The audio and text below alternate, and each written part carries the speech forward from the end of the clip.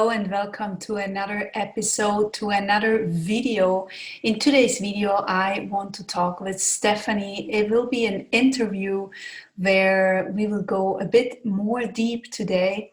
And I'm really curious to hear her story, her side, how everything went for her in her life, and how she became a coach. And I would say with this, we already start.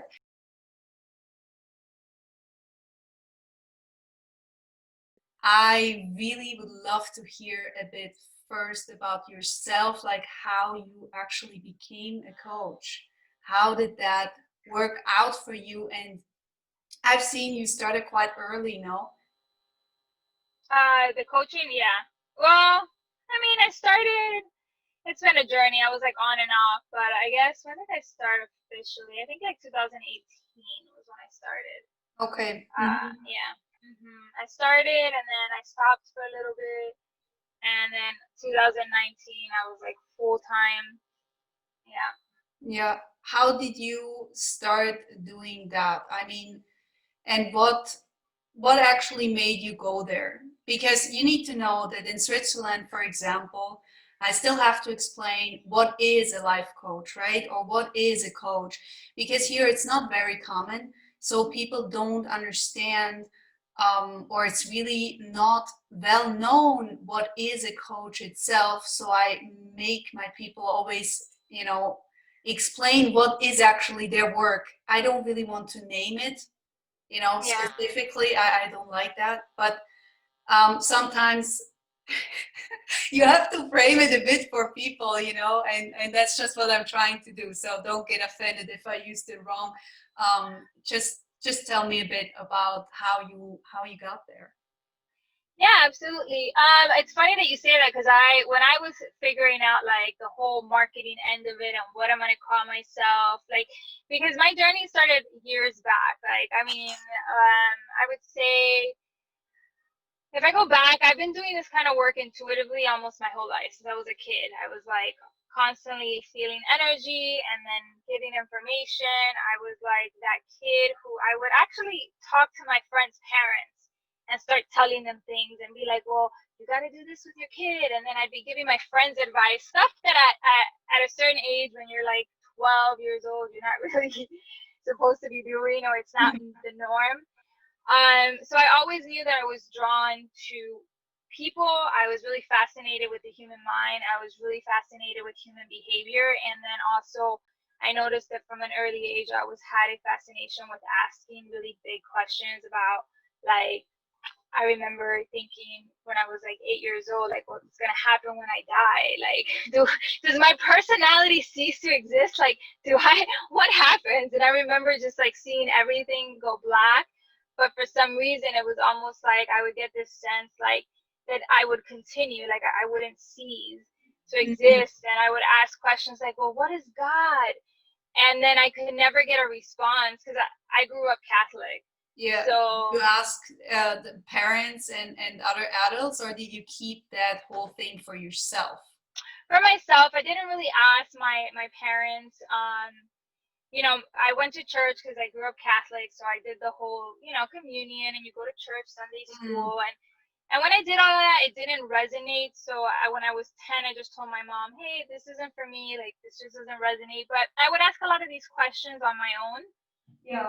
and kind of like a reflective state. And I remember I must have been like, I don't know, maybe 12, asking like, what is, like, how does God look like? So I remember, Jesus and I remember when I would ask like, what is God? I could never get like an image of a person. I would just get like this really bright light. And at the time I couldn't comprehend it. And I was like, Mm. okay, cool.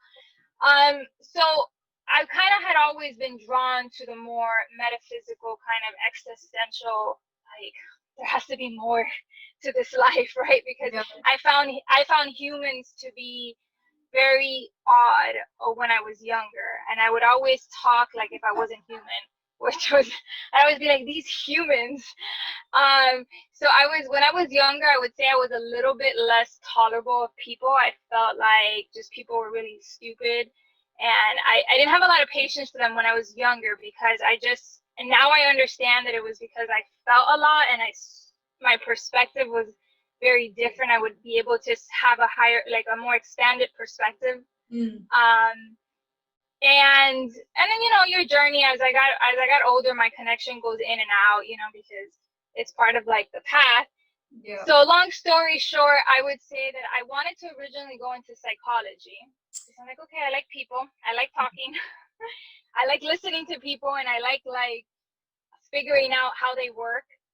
But then that never worked out because my life took a lot of different turns in my personal like relationships, and I had to work from an early age, so I didn't end up finishing school. Okay, yeah. And around the age of 23, I moved to Atlanta and I started working for Grey Goose, which is, you know, the vodka here in the United States is like pretty big.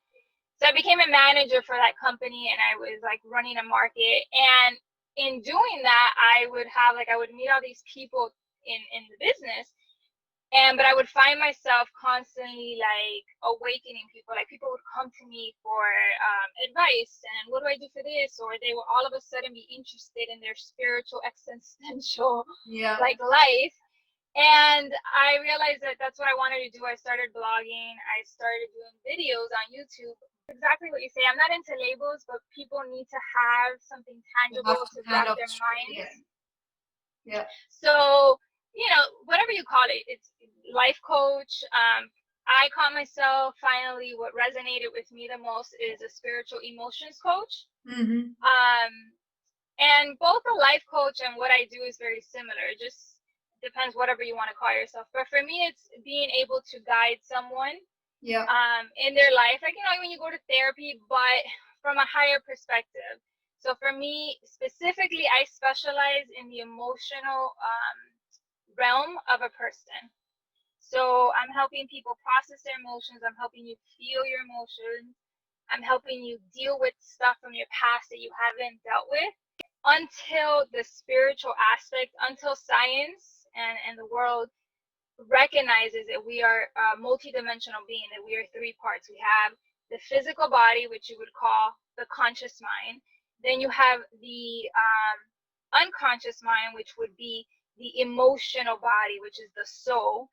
And then you have the subconscious, which is your spirit, right? It's that connection to higher self. We are a three-part being, and the thing is that our medicine, our psychology, our science doesn't address all three. Absolutely.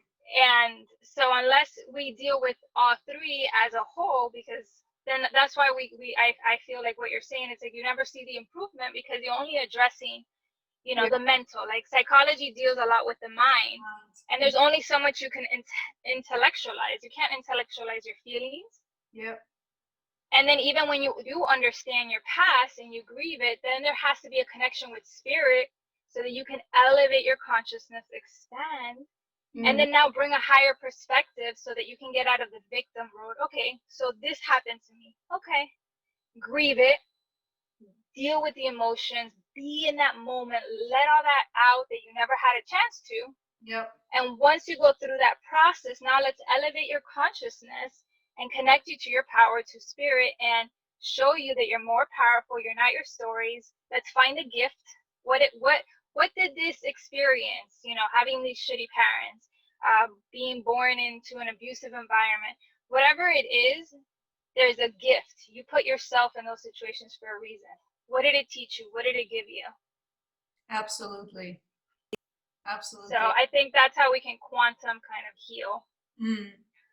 You know, when I was really younger, I had so much troubles in understanding because I could feel all the emotions coming in, and I was always told that everything is fine, nothing's wrong, and I could feel it wasn't right. You know, I could feel like people were like they were not okay, but they told me they were right or everything was okay. And then I got even off, like they told me off because they felt like offended, right? Because I could catch them and I would just say like, you're not okay, right? Like, you know, as a child. And I really think that's so crazy that only now I started to understand how it really works. You know, I'm 30. It's kind of crazy, you know? I mean, that's for me, that's a big shift, I believe. You know, when you That's understand how amazing. everything works, how you can heal. And I believe that's so important, and everyone should know how you can actually heal, right? Instead of, you know, having the same reality over and over again, because you're just recreating everything. And I believe that's really difficult. You know, how did you Yeah. how did you deal in your childhood with, you know, not being understood because you were different? How did you manage to get past it, or did you, or was it not as hard on you? No, it was really hard on me. Yeah, I grew up with a lot of resistance, very volatile emotions.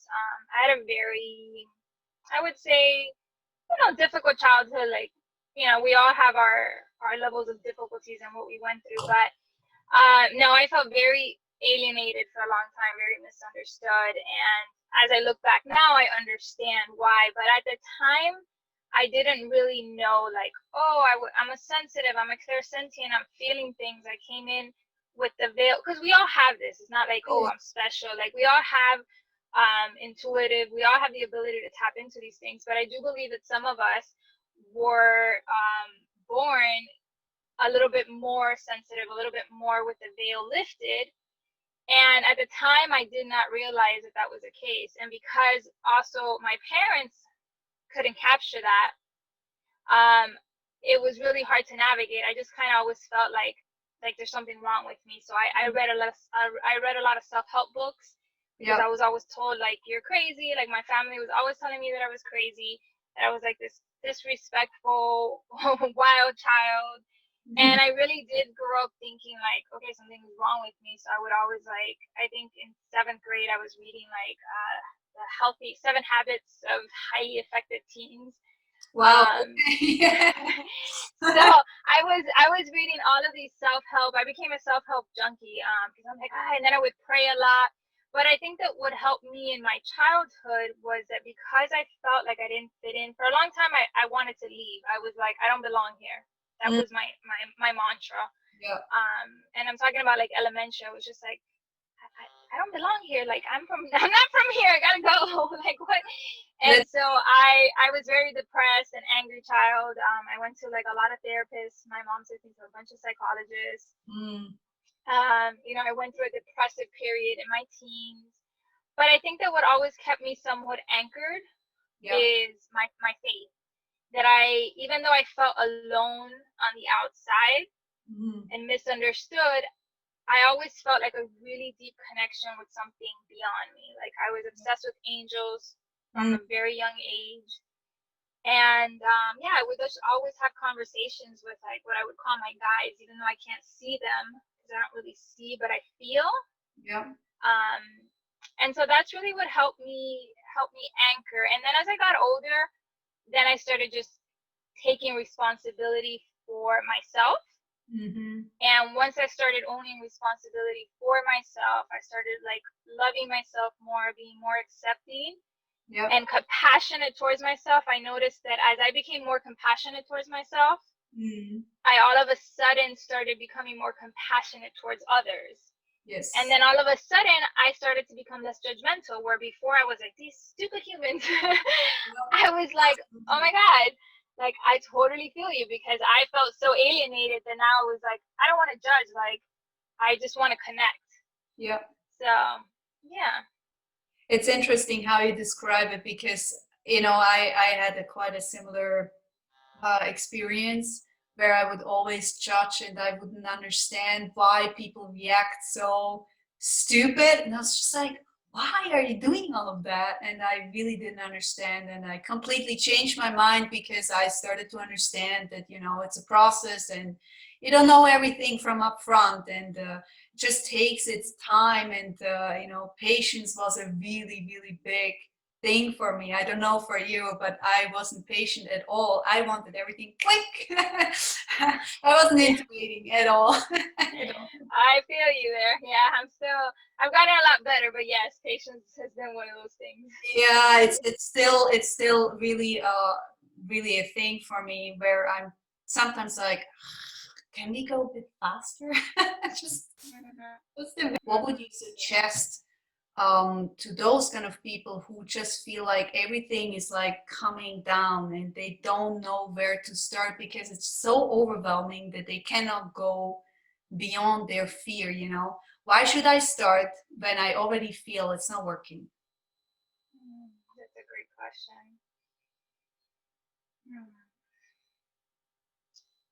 And I know the feeling because we go through ebbs and flows. And so something I want to say that's coming up for me is there's also, we have to be very mindful, especially like people who are just awakening or being curious about their spiritual path or, you know, personal development, that there is a lot of misconception within the spiritual community, you know, and thinking that, you know, this being like going through this awakening process or being connected spiritually is like this straight road, and you know, and you're like, there's like this place to reach of enlightenment, and it's ebbs and flows, right? There's no, it's not as pretty as people make it seem with like the meditating and the crystals. Like, that's all cool stuff, but for me personally, what I've come to learn, because I've played in so many different arenas within this spiritual realm, from being super fluffy to like going completely human, to realizing that we live in a third dimension, which really what all that it is, it's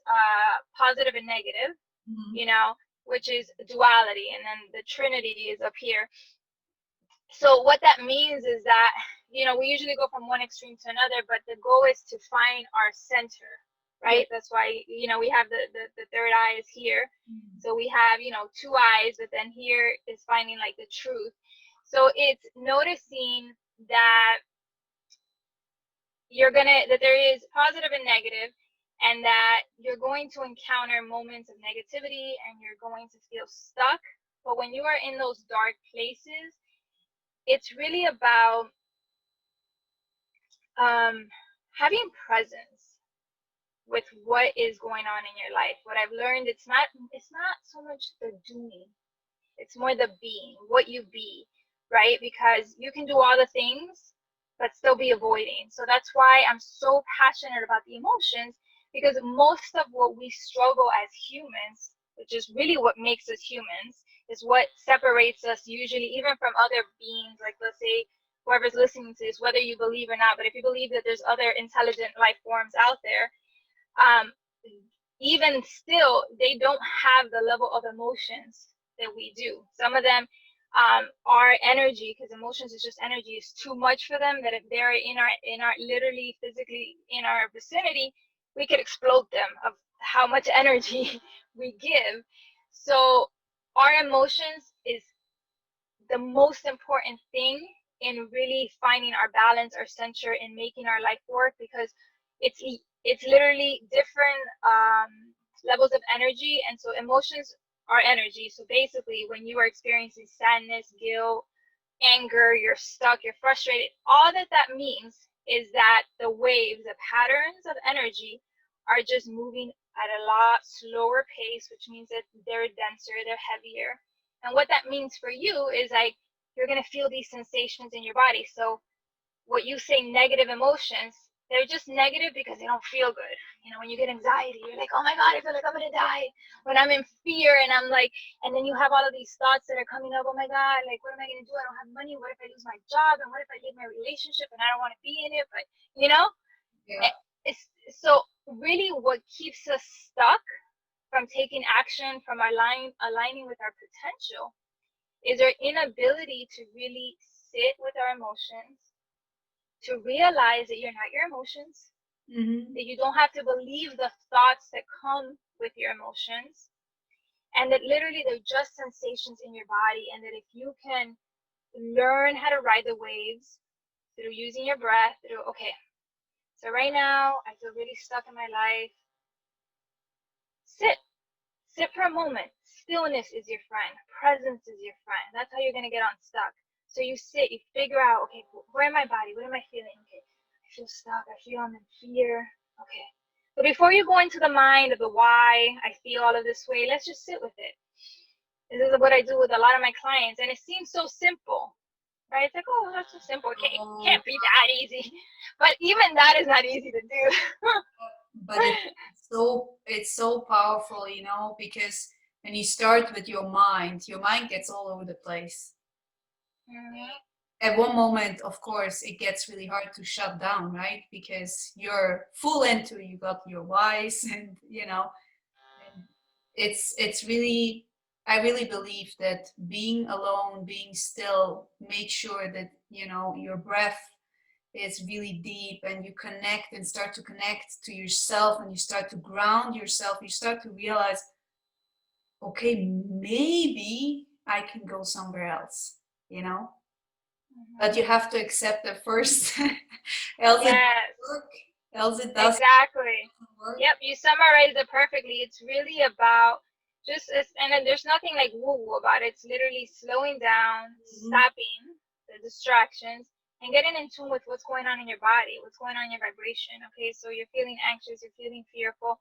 All right, see it, feel it, and feeling it is literally like get silence, breathe into your body, notice where the sensation is. Are you feeling it in your chest? Are you feeling it in your stomach?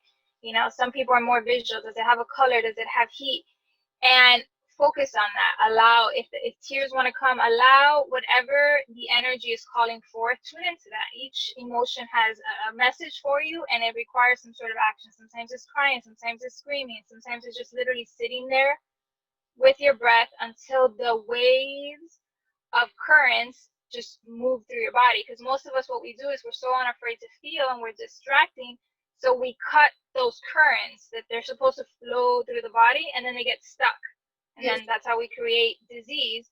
But doing that, so see it, feel it, like you said, accept it. And then the big thing that I've learned throughout my journey is like we have to just accept.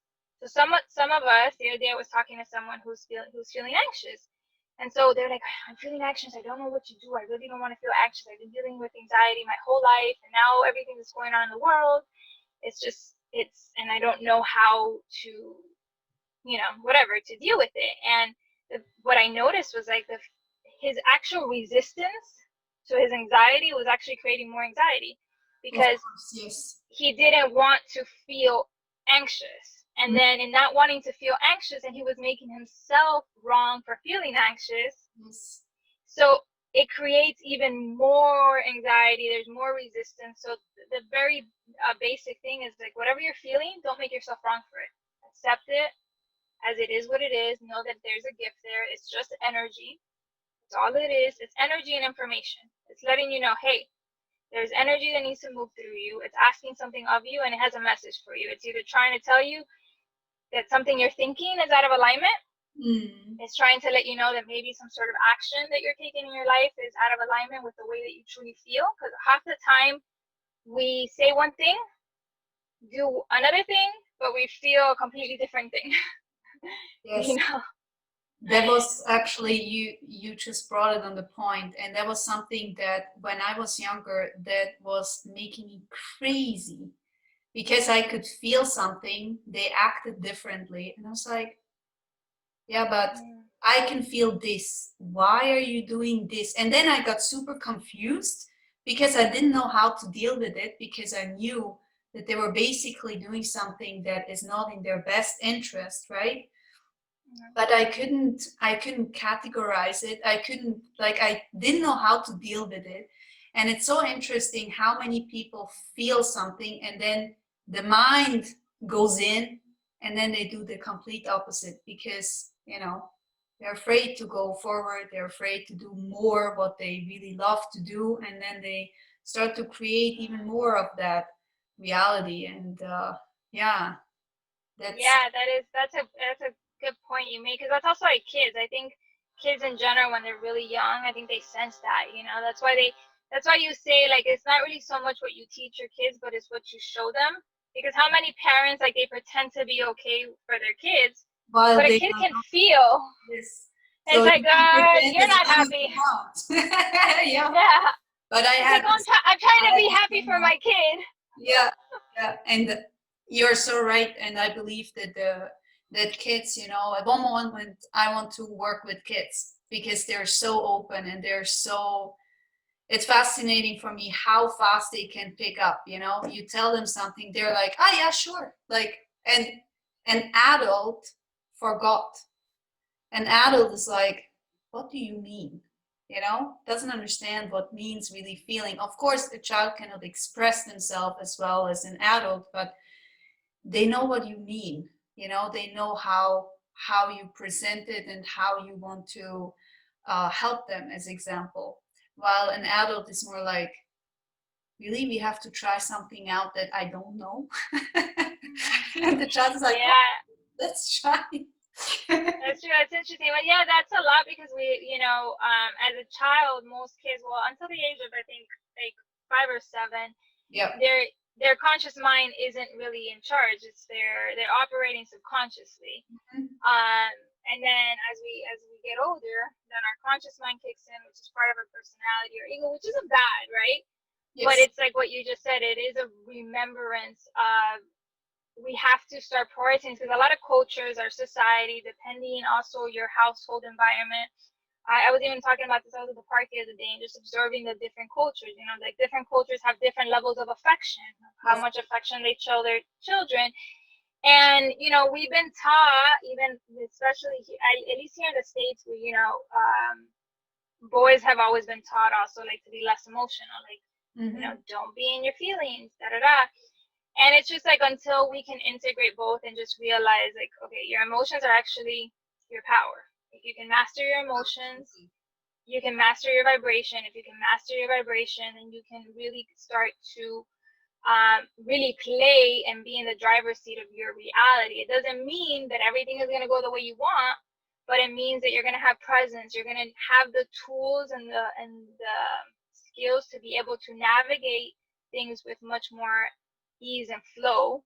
Mm-hmm. And once you start aligning all of your 3 bodies, you start to see that your life becomes this like string of synchronicities. Like life will just start taking you to the places you need to go. The things that you need will start showing up. The people you need to talk. And it's interesting because I love my life is super experimental. Because I love I saw connecting. that Like on I your love stories. the what? Say I it saw again. that on your stories. Oh yeah, Like, my the whole like I love all the theorizing and intellectualizing of these concepts, but I love it when when I'm able to see them in my life and put them into practice. So yes. I've gone superhuman, very spiritual, and in the last couple of years, like I've learned, when I've been out of alignment with myself, I noticed the struggle. There's like this struggle to make things happen. You feel like you have to like work versus when you're in alignment with who you are and it's like what we talked about your feelings, you do, you say, You're just in the flow. you're in the flow. Mm. Yeah. Yes, I completely agree. I'm not fully there always. I'm trying, but I believe that's just human being. I believe, you know, when we cut out like certain things, as you said before, with like positive and negative, I believe that's a really wrong approach. You cannot only be positive, you cannot only be negative. Why would you even name it positive or negative? It's just a way of life, you know, like a way of feeling. And then you can change it again if you don't like it.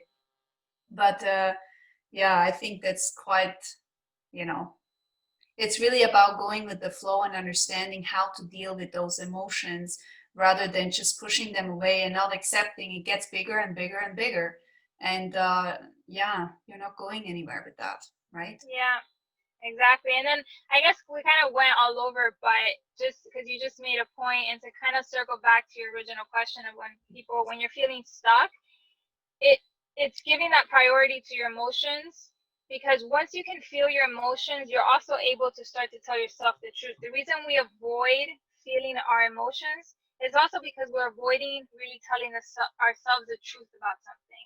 So let's say you're maybe in like a relationship that you really feel like you don't want to be in anymore, like you feel Mm. like you've outgrown it, but there's all this fear. If I admit myself that I am no longer in a space where I want to be in this relationship, this marriage, or whatever business partnership, and I tell myself the truth and I accept that as true, now I have to deal with the fear. What's going to happen if I separate? What is going to happen to the kids? What about money? What about my business partnership, right? There's all of these unknowns. And because we don't want to deal with all of this, we just push it down and then we avoid. So if we can get comfortable with feeling our feelings, then our own truth will emerge.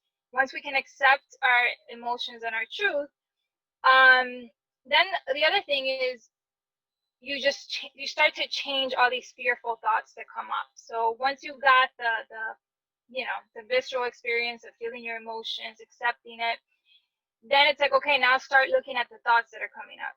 Oh my God, if I actually leave, maybe I'm never gonna find anyone again who's gonna love me. We have these irrational thoughts. Absolutely. Okay, now instead of just buying into that thought, let's turn that thought around. Like, is that really true? Mm-hmm. Not true at the time, and the things that you are saying are not true. So then you just turn it around and change it. So it's like, see it, feel it, accept it, release it, change the thought. Ooh, that was such a good roundup. I have one question I want to ask you. Can you tell me a bit more about the Akashic records? Yes. What Can you tell me a bit more about what is it exactly and how do you work with it? Like, how does it work for you when you work with a client? Mm-hmm. So the Akashic records is it's pretty much a universal. Think of it as a universal library archive. Some people say it's like in the 8th dimension of our reality, and it basically holds all the consciousness of every life you've had, of every experience. You are constantly interacting with the Akashic records. It's always like taking notes. Mm-hmm. So it's always recording. It's recording your thoughts. It's recording your experiences, your behaviors. So it's really a library of everything that exists in the universe. Now, I don't believe my mentor that taught me, she always says that no one really can have full access 100% to the Akashic records because our human mind couldn't comprehend that level of consciousness. It's too much for us to process, right? So you can tap into the records, and anybody really has the ability to tap into the records. There are some prerequisites for you to really be able to channel in the information, but it's basically you tuning into a higher, more elevated perspective. So the way that I have started using the Akashic records is to now incorporate it in my work, where before I used to just do mentorships. If you worked with me, you could only work with me in a mentorship long term, like 4 to 6 months kind of thing. And now I offer 2 types of like one-off sessions. And then one of the things I've started to incorporate is the Akashic records, because sometimes people just need some clarity. You're going through something heavy. And so having an Akashic record session helps you understand whatever it is that you're going through from a more elevated, expanded state of consciousness. So it's always going to be a more neutral perspective. It's going to be like higher. So it's not always necessarily what you want to hear, right? Because it's going to give you the totality of everything. It's an inclusive perspective, but the more that you connect with the records, and what I have loved the more that I've been working with the records is just the presence that it's brought to my life. It's deepened my connection, and just you're able to just gain more clarity into your life, into whatever issues you're going through, and get a perspective that's not so connected to your personality, right? Right. So, and there's different different readers like who read in the Akashic records. Everybody has like a more fine-tuned skill that comes with the records, whether it's like past life stuff or more psychic things, but even there, the Akashic records is not like a psychic reading, because the Akashic records does not give you like yes or no answers, and it doesn't always tell you what you want to know. For some people it will. So each session and each experience is different, because the information that's going to come through, it's going to be what's most relevant for you at that time for your spiritual evolution. So some people may come and they're like, oh, I want to know, like, when am I going to meet my partner? Very rarely do they give you information. Now, for some people, it will give you that information.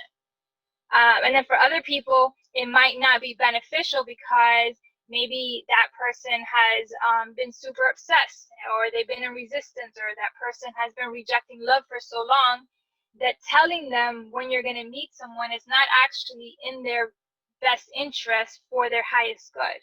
Yeah. Yeah. So that's why I like working with the records, because it has nothing to do with the personality. It's all about giving you what you need, even if it's not necessarily what you like. But working with the energy, the last thing I'll say is it just being in the container of the records, and that's one thing that I use a lot in my work, is also creating an energetic container with that energy starts to change you already on a cellular level. It's not even so much about the information, which is also really potent, but even if there wasn't any information, just being in the energy space of the Akashic records is already shifting things for you on a cellular level. It's really cool. I think I have to try that out once. That was a personal question. Yeah. I have to ask her now. Yeah, no, I think that's a good question. Yeah, I haven't talked about that. So thank you for asking that. As well, or again, like in Switzerland, that's not very common. That's not really what you would expect, So I'm quite open for all kind of healing journeys kind of thing. And if something like this is helping, then I believe that definitely should be something to look into. And so something new is always good. Yes. Trying out something new, you never know what's going around or what's. Yeah, I love that. The corner. Well, I believe we are already almost on the end. I do have about 3 questions for you. Okay. Are you ready? Yeah. I think so. I'm really curious for this one. So, is there a question that you would love to hear more often from other people? A question that I would like to hear more often from other people? About just anything? No, more or less about your own person. About my own person, like me as a person? Yes. What would you like to hear as a question more often? Whoa! My fault. Oh, I fell down. You did. You fell down. That was like a potent question. It was like, what? Hold on. Let me see if I can get you back. There you go. The lighting here is really bad. I don't know, to be honest. I've never thought about it. I don't think I've sat around thinking about what I want somebody to ask me. No, I don't know. No? No, I've never pondered that, of like what I would like people to ask me. I'm always open to just having natural conversations and allowing it to go where it goes. Because I think too, I know I talk in circles and I talk a lot. Just asking that question, what came up for me when you asked that question is almost like in wanting somebody to ask me something specific, it's almost like would be me wanting to be perceived a certain way. Right. Does that make sense? It does. Maybe I also didn't put the question correctly, but it was more like a general kind of point of view where I would personally answer it as I would love if people would ask more about how you feel, and not how you feel in a sense of how is the job, how is everything there. I would rather want people to ask more about how do you feel like right now about your job? Like, how do you feel? Are you happy with what you're doing? Because people are Mm. usually not answering the question like that on the emotional state because they don't feel safe. So what they would do rather is like they would say, yeah, in the job I have a lot of work, like, this and that, and here I have this and that, and I have a lot going on. But they would not tap into the emotion. They would just say like, yeah, everything is okay here, there. Maybe I'm not super here, but they would not Yeah, tap the into. surface level. Because whenever you ask someone how they're doing, it's like, I'm okay. Yeah. They may not be okay, but it's like the standard. It's interesting because the first time you did ask me that question, I just kind of ignored what came up. I was like, and I remember asking this to a complete stranger one time, and it got me a date. But I, I guess it would be like, what you're asking is what came up for me originally that I ignored was like, what's on your soul? Right. Like, because I remember one time I met someone and some guy was trying to get my number, and first I asked him about his soul. I asked, how's your soul? I actually liked it. Was he confused? No, No? he actually wanted to go on a date with me when I asked him that because no one's ever asked me that, because I was like, first I was like, well, how's your heart, and most of all, like, how is your soul?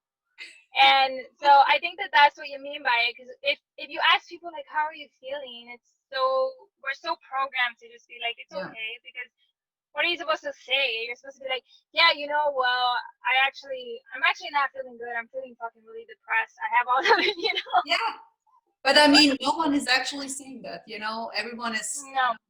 uh, I have to be honest, there is not always the space for that, right? I mean, do Mm-mm. not open up if the person isn't trustful, right? I mean, like generally speaking, but still it's so fascinating for me that this simple question is sometimes really hard to answer for people Yeah. because they don't know how to answer the question.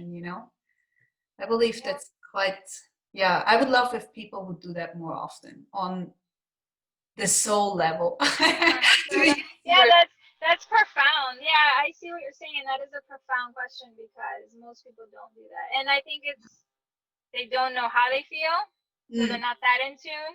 Or it's what you mentioned, which is true. It's like also finding the discernment. Sometimes it's just like, well, you can't also tell that to everybody because some people are just asking you how you're doing out of habit as well. It's not that they really care. So there is a level of discernment that you would have to get into the habit of being like, well, this is what it is. exactly. Yes. So, Yes. and it's so funny that you asked this question because before we got on this call, I was responding to an Instagram DM of a girl that I know, and I had asked her how she was doing, and she was like, "Oh, I'm good," blah blah blah. She just said like, "I'm doing good. How are you?" And then that kind of thought came up, and I'm like, we always do this. So then instead of me saying, "Oh, I'm good too," I said, I'm doing good overall. But then I was like, I'm dealing with some personal things right now that are a little hard, but that they're going to be, but I know that in the end, in the future, that it's going to be for my betterment. And that was like my answer because because it was exactly like that thought came up. I'm like, I don't want to just say like I'm good, Yeah. but Yeah. It's really interesting how we deal with those kind of things. Now, my second question, if you would be, let's say you are 200 years old, I'm not going to mention any younger age than that.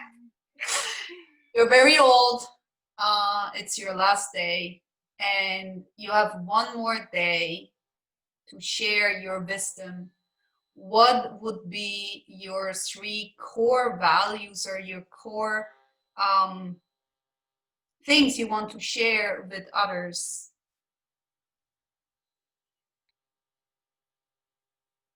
I would share do the things that you want to do, like follow, which would be like follow your bliss, do the things because in the end you're gonna regret the things you didn't do. I would say to to fall in love with yourself. I don't think life begins until we really fall in love with ourselves. And The third, I would say to keep a childlike spirit. You know, because when you keep a childlike spirit, there's always a wonder to life. There's a curiosity. There's an optimism. So, yeah, remain childlike. Follow your bliss, like, you know, which is be in alignment. Like, do the things you want to do. Those things you keep thinking about that you're like, I don't know if I should do, because when you die, you're gonna regret not what you did. You're gonna regret all the things you didn't do. So follow your bliss. Be childlike. And what was the other one I said? Self-love. Yes, and fall in love with yourself. And because I don't really believe that you can truly love another, truly, at a high conscious level that's not attachment, because most of us don't really love. We know attachment. It's until you fall in love with yourself. Absolutely. I love that one the most. I believe that's so important, and we should actually learn that when we are young, to fall in love with ourselves at first, before we start any relationship at anywhere, and before we start anything else. That should be priority, I believe. I'm with you there.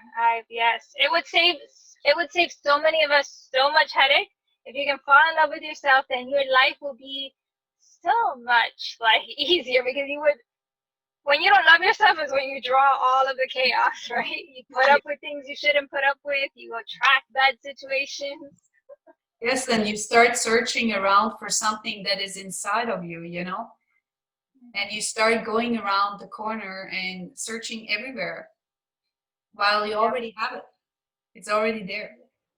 Yeah, that's not the irony. It's like you already have what you're looking for, and the key is to find it within yourself, and then you can give it away. But we're doing the opposite. We're trying to get it from another in order to feel.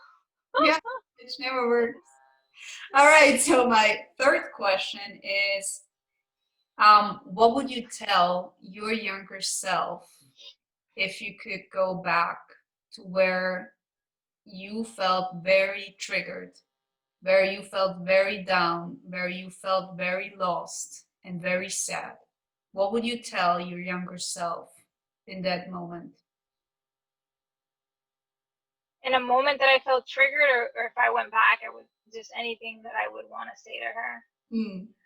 I mean, I guess I can answer both ways. I think that if I could go back to my younger self, I would just let her know, like, girl, you have a fantastic life ahead of you, and you just really need to believe in yourself and continue to follow your intuition. No matter what the outside world says, you're on the right path. Your intuition is on point, and your self-belief will get you very far in life. I love that. I really think that's a great one. Stephanie, that was it. Thank you so much for your time, Thank you. for your efforts. And is there something you want to share with my community? How can people reach you best? I will, of course, link it down below. And is there something you want to share with them, or you have maybe a link I can share with them? Is there anything I can do? No, I think, well, first off, I just want to say thank you for having me. It was really fun just having a conversation with you and finally seeing you face to face. Such an honor. And no, pretty much you can put my information if you want to know more about the work I do, or just get more in touch with emotions in general, the Akashic records. Everything is on creatingwithin.com, which is, I think, pretty easy to remember. You know, you are creating within. And that's it, pretty much. I like that so much. Thanks so much once again. And thank you. Okay, thank you. Bye.